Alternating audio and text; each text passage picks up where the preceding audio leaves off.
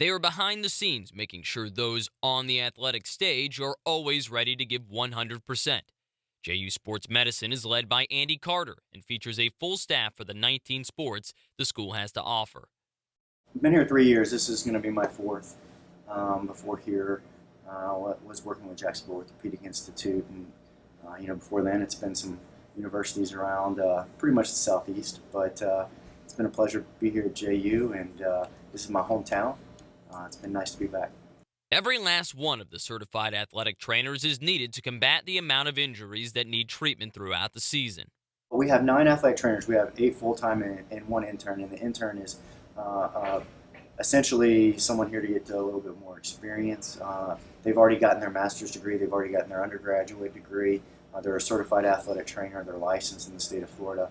Uh, it's just one of those things where you're paving the road to get a little bit more experience to get that first full-time job. So we have 9 certified athletic trainers.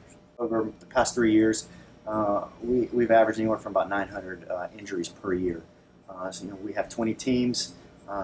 So you just kind of obviously your contact, your collision sports are going to be a little bit more banged up than your non-contact sports. So men's lacrosse, your soccer's, your footballs are going to be a majority of that.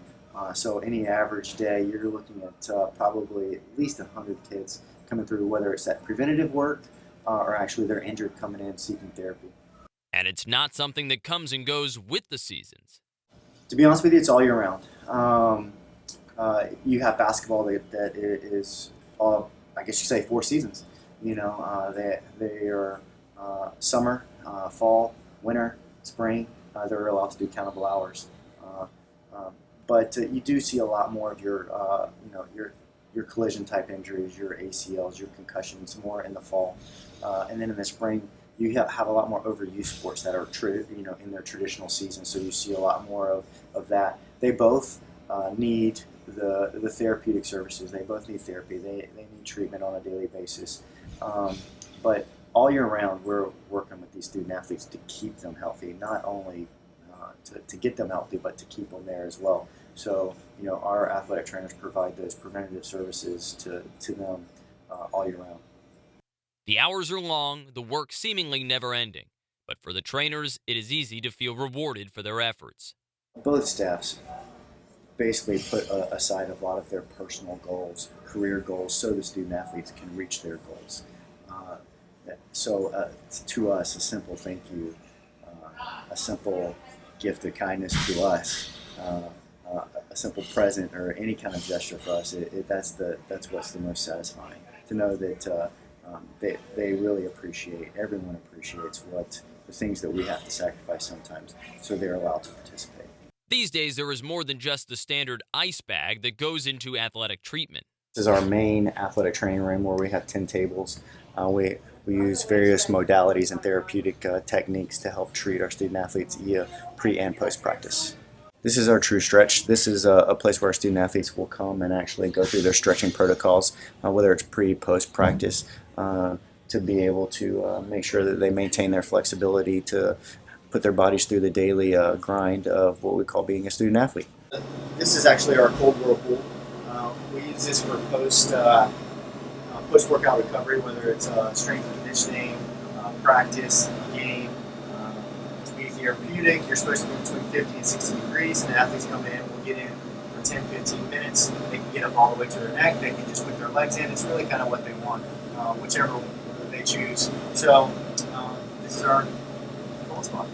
Preventative maintenance can go a long way towards limiting injuries and their severity. 2 examples would be with our football team, Doug Fry, our head athletic trainer, and Coach Bates, which is our strength and conditioning coordinator, do a lot of work in the weight room and in the training room to help prevent concussions, to reduce their rate. You're never going to 100%, reduce them to zero. However, we're trying to make sure that they're at minimum level. Another example would be with the baseball team. There's certain imbalances at the shoulder and elbow that we do preventative maintenance, whether it be therapy, whether it be stretching, whether it be also nutrition. It would be an example of things we try to do to reduce the frequency of injury. Sports medicine is an ever-evolving field. I just like ice. There's the newer research that's coming out. Is talking about how ice is not the cure-all, which has been in probably the past 5 years. What you were talking about before, I would have to definitely say ice. Ice is one of those things we used to put on every single thing all the time. It had to be, and now it's starting to get away from it a little bit. And there's starting to be some new technologies that are coming out. There's starting to be research coming out that is actually saying that you could be definitely slowing down the healing process instead of speeding it up.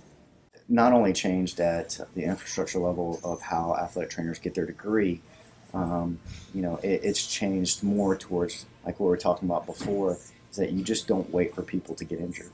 You work to prevent the injuries. You work to keep them healthy. And we also are using a lot more evidence-based techniques. Before it was kind of like, okay, this is what we've done, this is what I've learned.